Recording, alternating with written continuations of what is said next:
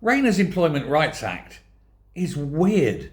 And one of the things it's going to do is unbelievable, stupid, and I just can't see any point in it, like so much of this act.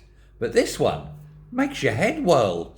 Labour's controversial Employment Rights Act is facing a growing backlash amid claims it could force small businesses to host regular union-led workplace campaigns, including net zero activism.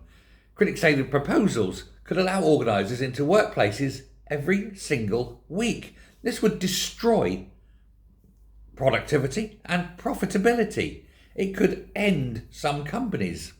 The legislation was originally championed by Angela Rayner, of course, and it gives trade unions a statutory right to access workplaces.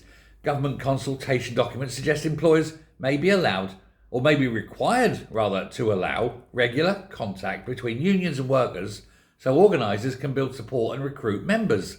Officials say this would help unions develop relationships with workers and generate momentum for recognition campaigns and force businesses out of business and put people on the scrap heap, because that's exactly what's going to happen.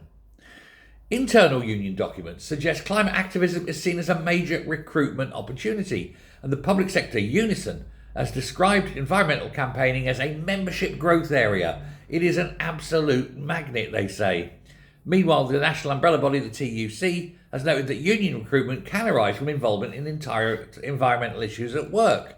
And so basically, unions are going to go in and spend an hour a week having a meeting with all staff about the environment and then signing people up.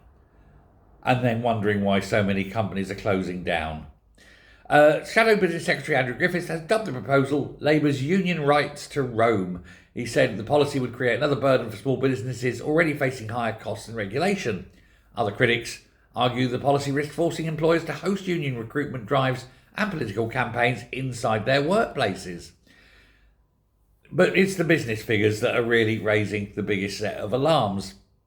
The British Chambers of Commerce former Chief John Longworth warned the legislation will have serious consequences for investment, jobs and economic growth, and says that SMEs are already struggling with higher taxes, energy costs and regulations. But of course, Rayner and other ministers, she's not a minister, I know, but it's her baby, but her and other ministers are saying that the criticism is exaggerated, and said that unions would not be able to enter workplaces at will and that employers and unions would agree practical arrangements for meetings. But that's not what it says in the bill. In the bill, it gives the unions the right to enter. Now, officials also say consultation is ongoing for final details have not yet been decided. If they've not yet been decided, why are you bringing this bill in? Seems odd, doesn't it? But it is a broad ideological issue. You know, Labour want the unions into workplaces. The employers want the unions out. And they're saying basically that if the unions get in and start doing things like this, companies are going to close. I tell you what will happen. A lot of stuff will go abroad to where these things aren't there. And then when all these people are sitting there going, yay, we've got our rights as workers, got worker rights this, worker rights that. What haven't you got? A job. Yeah. And so everyone's worse off. Nobody's working. Nobody's got a job. But at least you got your rights if you ever get a job, yeah? Super. Unions, eh? Let me know what you think. Thanks a lot. Bye.